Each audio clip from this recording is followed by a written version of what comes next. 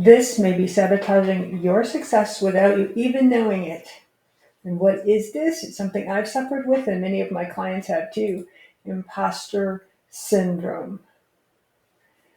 And it is commonly reported an experienced phenomena that affects high functioning and high achieving people. And I'm going to pause for just a second. Congratulations, if you've experienced imposter syndrome,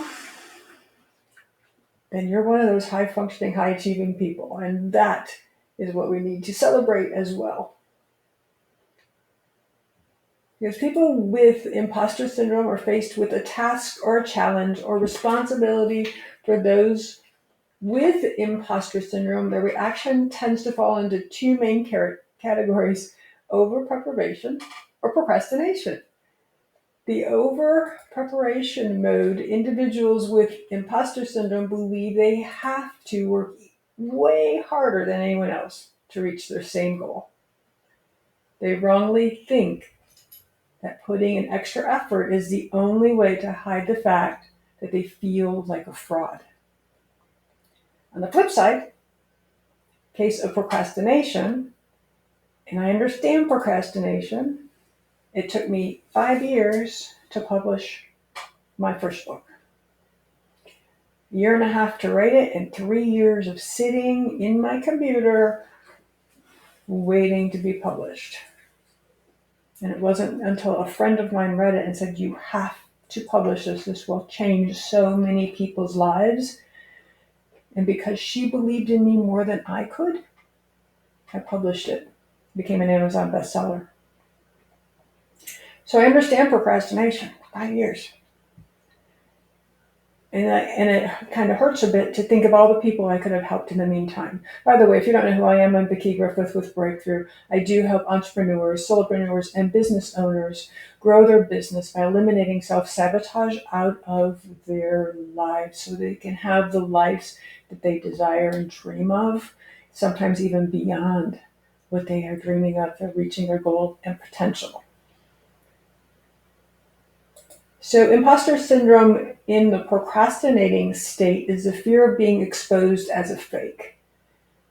So they delay their preparation until the very last minute, or they create it like myself. I created my book and it's sat because I was afraid that there might be spelling errors in there or grammar errors. And I had 5 editors. We over prepare. And they're still spelling out errors, and that's okay. I'm okay with that now. Actually, I think it's kind of unique that there are errors in it still. But either of these responses are part of the cycle that keeps the imposter feeling going. So how does it show up? Now, you may have all of these. You may have some of them. Doesn't mean you have imposter syndrome. It just means that these are what have been recorded and researched as part of imposter syndrome. So it shows up after you finish the task, and there's a short moment of feeling successful or triumphant. However, for people with imposter syndrome, this feeling doesn't stick around. It might be because of one of the other 5 characteristics of imposter syndrome, or could be something going on in the brain. It could be something coming up from the past that keeps you in this loop because you've developed the habit of this self-sabotage and this habit of fear and shame and humiliation in some cases. So let's dive into this a little bit deeper. Whatever the reason, they struggle to really believe in their success, and instead of celebrating, they end up feeling a range of negative emotions like fear, anxiety, a sense of being a fraud. And so that whole cycle repeats when they move on to the next task. That's why it's so important to break the chain of this habit. Behaviors of imposter syndrome: perfectionism, number 1. That's what I just explained about my book. I was fearful. It needed to be perfect, and it still wasn't perfect after 5 editors. So perfectionism It's a strong desire to be the absolute best. It's like a scale of super competitive and perfectionist behavior that kicks in when people with imposter syndrome set crazy high standards for themselves. And these stages or these standards become like impossible goals, creating never ending cycles where they always feel the need to be the best. This perfectionism side of imposter syndromes can make things even more difficult. It might make someone act like a workaholic, give up their own interests for what they think it could could be for a greater cause. They also tend to blow small mistakes way out of proportion, seeing them as a lack of ability. On top of that, they're super hard on themselves in a way that doesn't really help them get better. All these behaviors and more add up to superhero like aspects in imposter syndrome. So, what is superheroism? Number two, where you believe you need to be the absolute best. It shows up as a habit of getting ready for tasks way more than necessary just to seem capable. The main issue here is doing too much, and it adds extra stress to your mental health because you're setting standards that are just too high. Number three, fear of failure. I've had clients come to me knowing that they were self-sabotaging and couldn't decide between fear of failure and success because they're really kind of close in some ways. The fear of failure, you experience anxiety, the fear of being shamed or humiliated if you fail or do worse than a peer, specifically on a particular task. And therefore, number four, there's a denial that you're competent and that you're capable, meaning refusing to accept or admit that you, are skilled and capable of doing something. It's like when someone is good at a task but they don't believe in their own abilities or deny that they can do it well. Number five, fear of success. This is what I talked about the coin, fear of failure, fear of success. So when a person turns a mistake into a pattern of thinking, and these are all patterns of thinking, making it hard for them to see their accomplishments.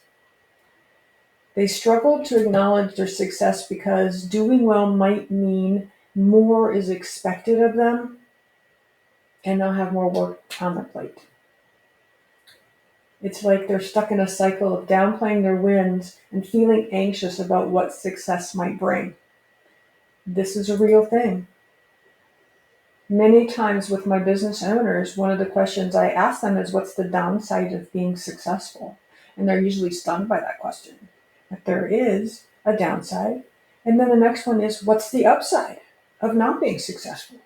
That even shocks them more. What do you mean there isn't? Yes, there is. Otherwise, you wouldn't have this reoccurring behavior that's causing self-sabotage. It could be imposter syndrome. It could be something else. We need to look into that so you can stop the cycle and stop the sabotage. So how do you get over it?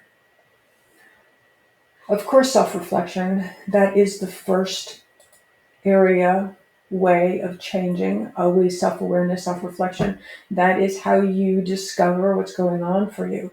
So self-reflection could be, you could start a journal. You can just recognize it. What is this thought and what's the feeling it's bringing? Is it bringing up that feeling of being a fraud or a fake? Is it bringing up anxiety about a project that's due and you're spending way more time over preparing for it? Or you're not spending any time preparing for it, you're procrastinating and wait till the last minute. And I'm not saying that is, if you have that is a bad thing to have. I have many, many, many friends who they are their best at the last minute and they feel they do their best work. And that's their personality. It doesn't mean that they have imposter syndrome. That's just who they are. And that's okay. Be who you are.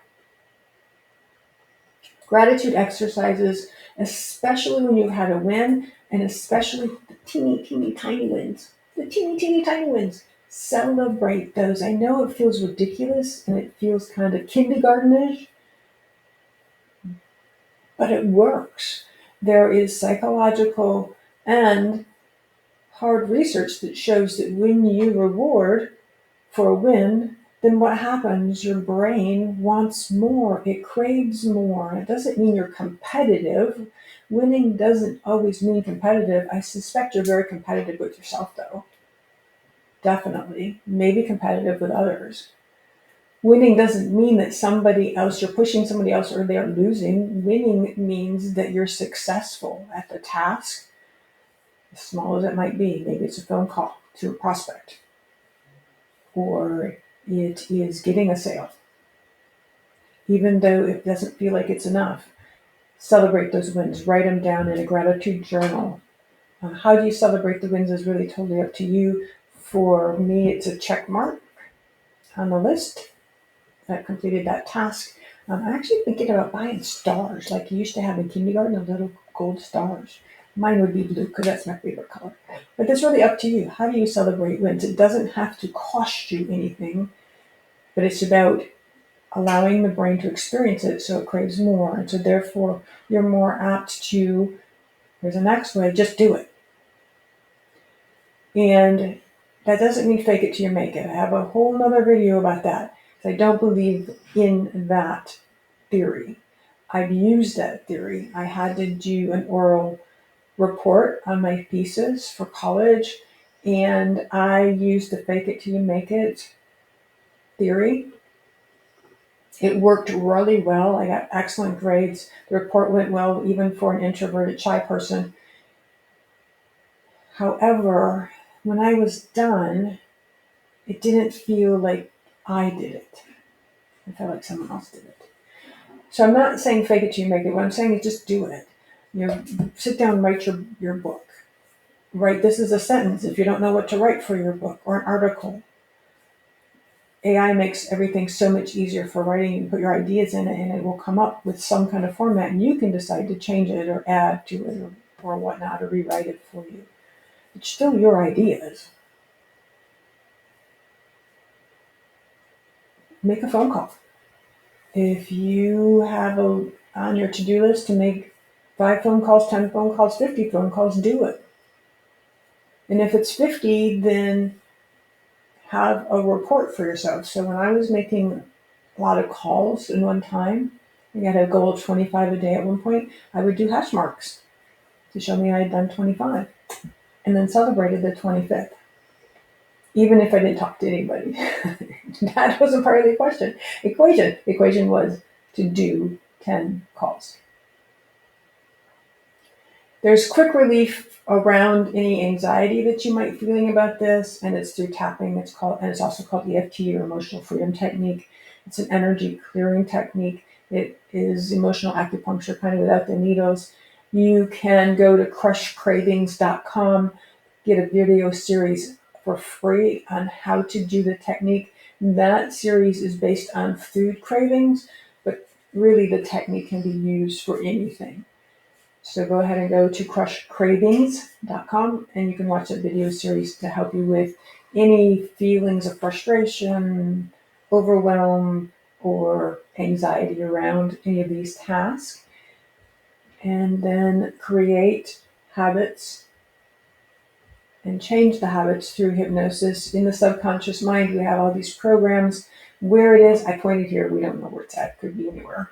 It could be nowhere. We don't know for sure. However, the subconscious mind is programmed with all of the experiences you had and the decisions you've made about yourself about them.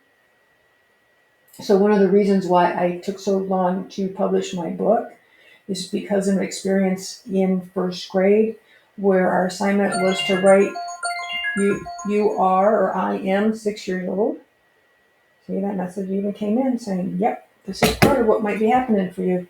And I knew that didn't sound complete, so I wrote, I am 6 years old. But however, I spelled oil.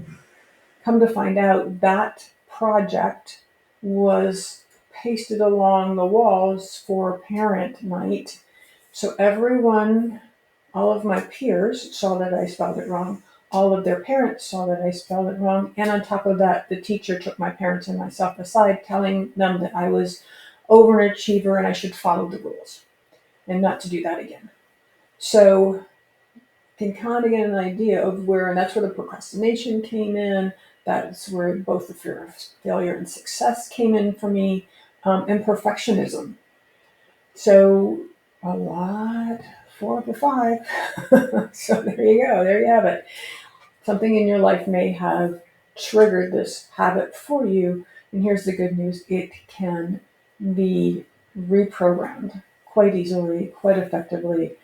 And sometimes my clients have instantaneous results.